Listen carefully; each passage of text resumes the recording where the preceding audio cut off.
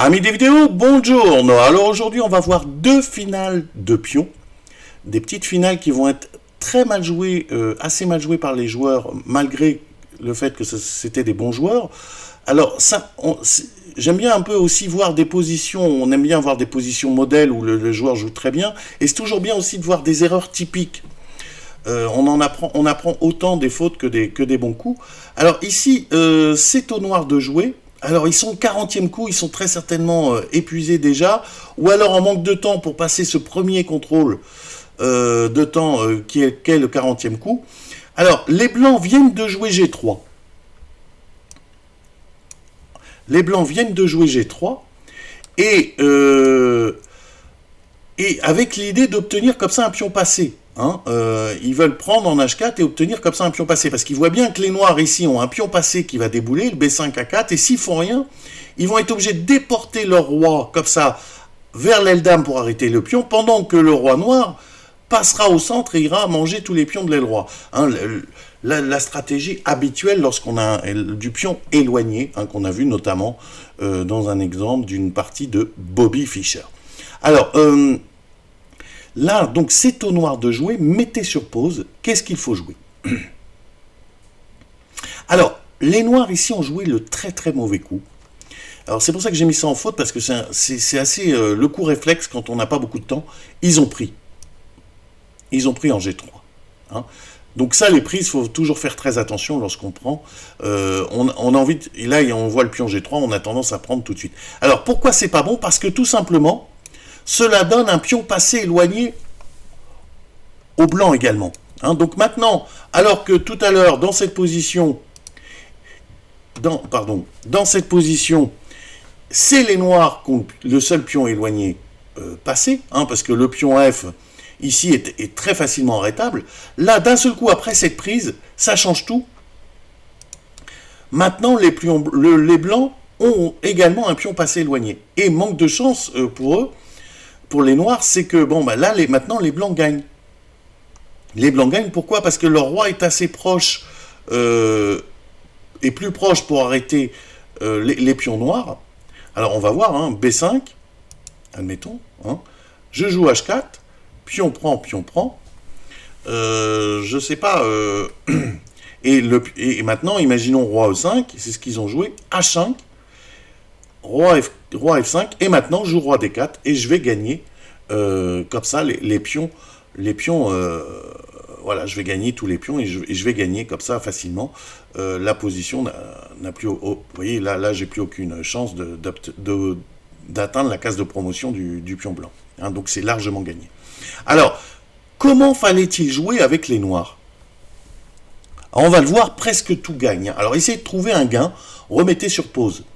Alors, le moyen le plus simple de gagner, c'était de jouer G4.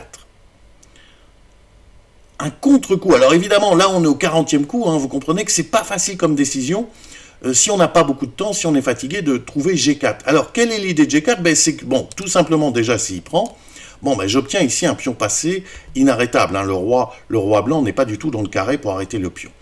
Mais si les blancs sont plus précautionneux, c'est-à-dire s'ils s'approchent pour rentrer dans le carré, bon, admettons, je me débarrasse de ce pion, je prends ici, il joue roi F2, et maintenant, j'ai fixé le roi par ici, je balance les pions de l'autre côté, et je gagne facilement. Par exemple, A4, et voilà, je vais pousser le pion.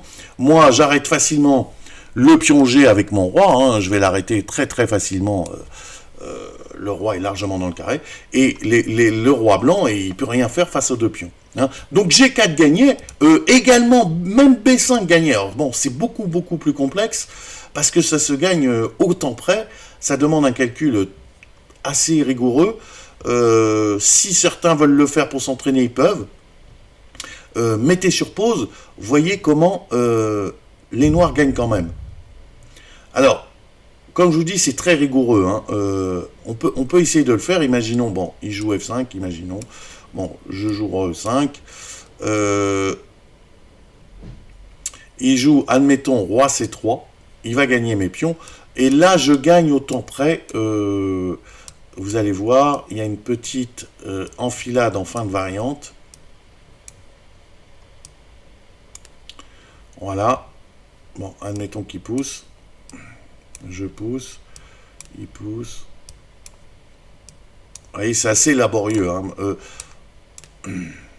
Je fais dame et il fait dame. Voilà. Et là, je gagne. Ah non, j'ai mis mon roi sur échec, pardon. Je me suis trompé. Il fallait pas que, surtout pas que je mette mon roi en G3. Il fallait que je mette mon roi en G2, par exemple. Et là, je vais gagner ici, grâce à une enfilade.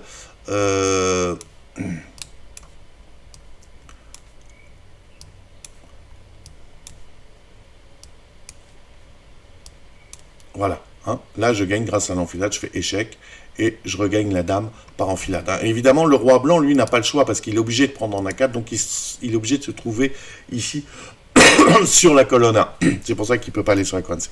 Mais vous voyez que même B5 gagnait, mais c'était plus compliqué. Hein. Le plus simple, c'est G4. Alors, on va voir, comme je vous le disais au début de partie, un deuxième exemple de finale de pion où pareil, les noirs, c'est aux noirs de jouer également dans cette position, les noirs vont prendre une mauvaise décision. Alors, vous voyez, bon, là les blancs, c'est les blancs qui ont le pion passé éloigné, mais les blancs, les noirs, eux, ont une majorité ici bien avancée, une majorité de pions, 4 contre 3, et ils vont réussir, ils peuvent faire un break, mais il ne faut pas se tromper, il faut choisir le bon break possible, c'est de la bonne percée, je veux dire. Alors, dans la partie, ils se sont trompés, ils ont joué H4. Et c'est pas la bonne solution. Alors essayez de voir pourquoi H4 n'est pas bon, et qu'est-ce qu'il fallait jouer à la place de H4. Alors, c'est au noir de jouer, mettez sur pause. Alors H4 n'est pas bon tout simplement parce que je prends, et après je joue roi D4 et j'ai gagné, tout simplement. Hein. Pourquoi j'ai gagné? Parce que, bon, comme d'habitude, hein, je vais balancer mon pion en A5, je vais attirer le roi, et mon roi va rafler tout le truc, hein, tout de l'autre côté. Donc j'attire, en poussant ce pion-là, je vais attirer le roi par ici, et moi, mon roi, il va en profiter pour rentrer et manger tous les pions. Hein, et je gagnerai comme ça. Donc, mais qu'est-ce qu'il fallait jouer? Il fallait jouer l'autre percée possible. Il ne fallait pas jouer H4, il fallait jouer F4. Avec l'idée, donc F4, je menace F3 par exemple, hein, je menace F3 prise et après H4. Hein. Je menace quand même des... Moi, je suis dans le carré même en cas de A5, donc je peux jouer F3. S'il prend, je vais jouer H4 et passer mon pion ici à dame. Donc il prend et il joue roi là. Et là, bon, maintenant si je joue F3, ici, il joue G3. Et il m'arrête. Il ne prend pas, parce que sinon il va y avoir un pion passé. Donc ici, si je joue F3, G3 est très embêtant. Donc il faut trouver un autre coup. Si vous ne l'avez pas trouvé, cherchez-le. Mettez sur pause. C'est au noir de jouer. Eh bien, il fallait jouer E3, ici. Avec l'idée, bon, il faut prendre, hein, bien sûr. Et là, je joue F3. Et j'ai sacrifié 2 pions.